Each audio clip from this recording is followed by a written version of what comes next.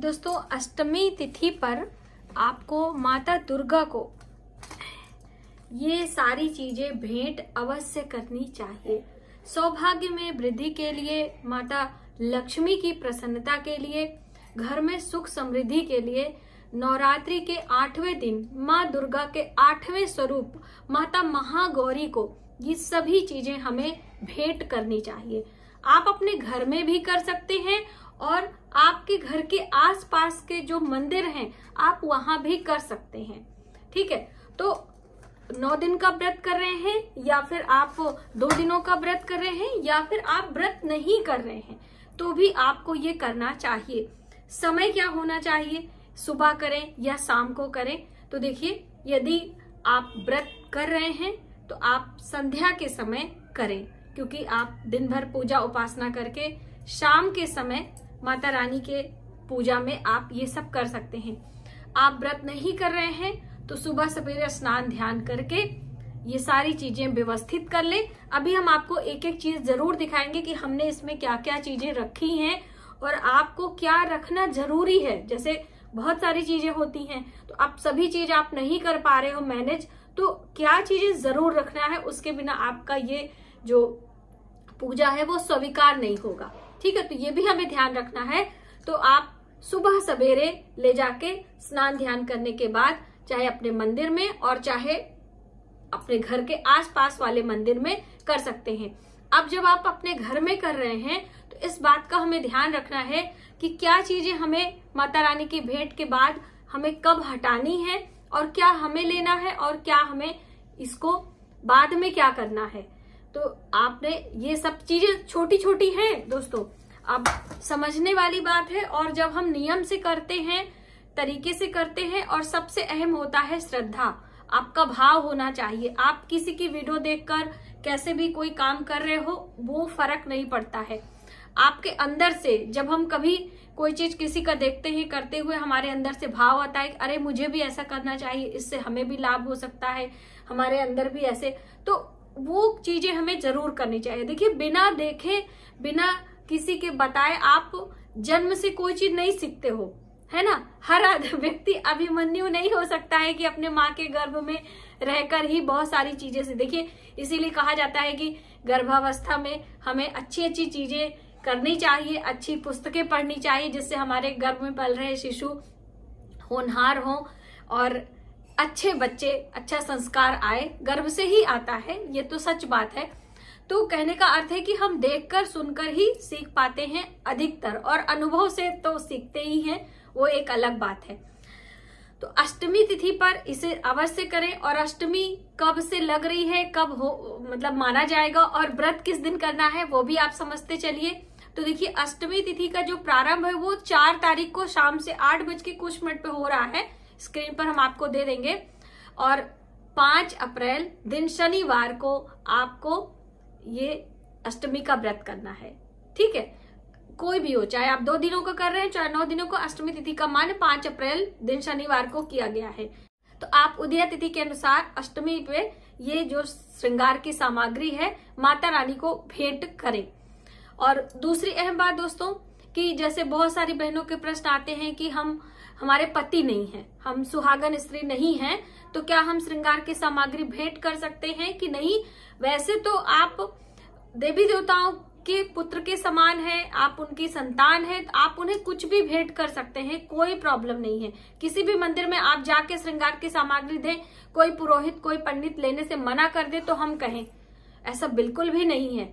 क्या आप सोने चांदी की चीजें किसी को देंगे तो कोई मना करेगा? या तो इसी तरह से श्रृंगार की सामग्री या फिर माला फूल, या हम बात करें श्रीफल, या जो भी चीजें हैं आप बिल्कुल कर सकते हैं। कोई इसमें संशय आप ना पाले कि हम सुहागन नहीं हैं तो हम इसका दान नहीं कर सकते हैं। ठीक है, हरतालिका तीज का व्रत सब करते हैं ना, देखा होगा आपने। भाई, अगले जन्म में हमें कोई हानि ना हो, इस वजह से हम इस जन्म में ही अपने दान पुण्य को कंप्लीट कर लेते हैं। तो ठीक है, आपको समझ में आ गया होगा। चलिए कैमरे को नीचे करते हैं और एक एक चीजें हम बारीकी से समझते हैं कि हमें क्या चीजें कैसे। दोस्तों, इस तरह से आपको थाली में सभी चीजें एकत्र कर लेनी है। तो हम फलों में सबसे पहले लेंगे कदली का फल, क्योंकि ये सभी देवी देवताओं को चढ़ाया जाता है। कोशिश करिएगा कि आपको कदली का फल लेना है, और उसके साथ में ये श्रीफल, क्योंकि ये अष्टमी तिथि पर माता को भेंट करते हैं। जो आपने कलश पे नारियल रखा है वो एक अलग बात है, लेकिन ये अष्टमी पर माता को हम भेंट में श्रीफल अवश्य देते हैं। इससे माता की प्रसन्नता और माता लक्ष्मी की कृपा हमारे जीवन में बनी रहती है। तो ये श्रीफल आप जरूर ले लीजिएगा। इसके साथ में पुष्पों की माला, तो देखिए पुष्पों की माला में आप गुलाब के पुष्प या किसी भी मौसमी पुष्प ले लीजिएगा। इसके साथ में बारी आती है एक घी का दीपक, ये जरूर आप लेके जाइएगा।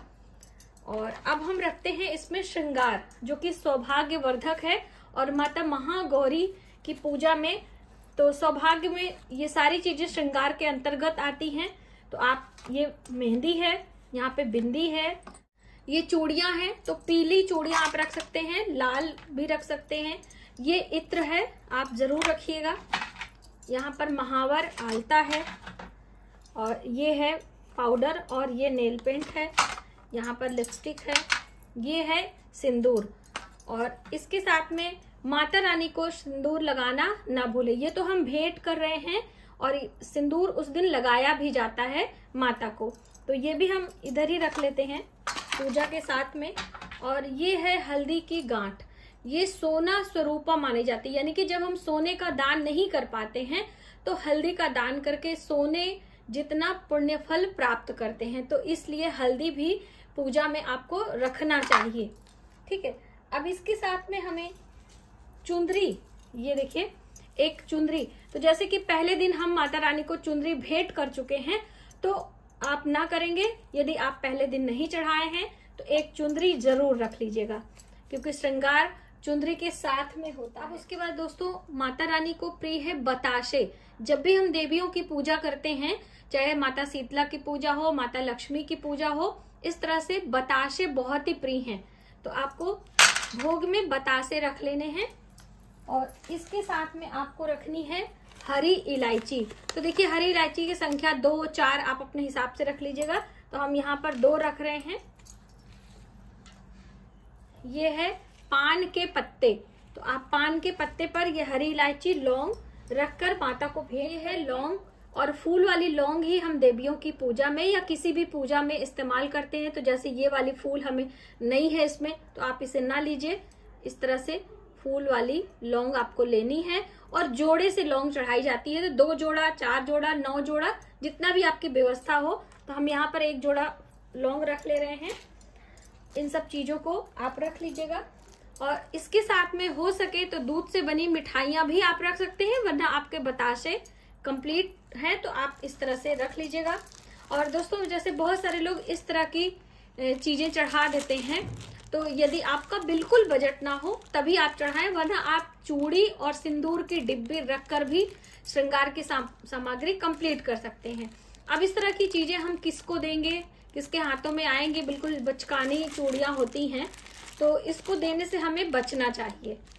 ये आती है मार्केट में, हमने वीडियो के लिए रखा हुआ है।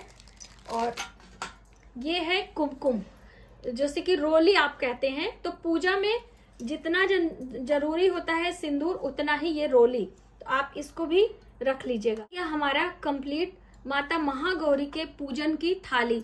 अब इसके साथ में आप चांदी का पायल, बिछुआ, जो भी अगर आपका बजट है तो वो भी आप रख सकते हो। लेकिन श्रीफल, श्रृंगार की सामग्री, पुष्पों की माला, तांबूल और दक्षिणा, दोस्तों सबसे अहम चीज तो बात निकल ही गई थी। और अभी हम यहाँ पर जब वीडियो बना रहे तो हमारे साथ में दक्षिणा नहीं है, और बिल्कुल मैं बातों बातों में भूल गई थी। तो प्लीज दक्षिणा अवश्य रखिएगा। और आपसे विनम्र अनुरोध है कि आप 21 रुपए, 11 रुपए, 101 रुपए, जितना भी आपका बजट हो, दान पुण्य किसी के दबाव में या किसी से जोर जबरदस्ती नहीं होता है, तो आप 21 रुपए जरूर रखिएगा इसमें। और अब इन सब चीजों को हम माता को भेंट करेंगे। और लेने के लिए हम बात करें तो जैसे कि कुछ फल आप ले लीजिए प्रसाद के रूप में, बतासे ले लीजिए। बाकी श्रृंगार की सामग्रियों में चूड़ी और एक बिंदी लेकर बाकी चीजें आपको दान ही करनी है, क्योंकि ये माता महागौरी के निमित्त हमने चढ़ाया है और इसे हम पुजारी जी को मंदिर में दान करके आएंगे। तो जब आप कन्या पूजन कर लेंगे तब पर भी दान कर सकते हैं, और अगर नवमी पर हो जाए तो बहुत अच्छी बात है, यानी अष्टमी नवमी किसी भी दिन आप ले जाकर इसे मंदिर में पुजारी जी के यहाँ दान कर सकते हैं। तो मुझे उम्मीद है कि आपको ये वीडियो काफी हेल्पफुल लगेगी और अपनी श्रद्धा और सामर्थ्य के अनुसार आप इनमें से कुछ न कुछ चीजें अवश्य दान करेंगे और माता महागौरी से आप क्षमा प्रार्थना करते हुए अपनी मनोकामनाएं अवश्य बोलेंगे। तो मिलते हैं एक नई जानकारी के साथ नए वीडियो में, तब तक आप अपना ख्याल रखें। जय माता दी।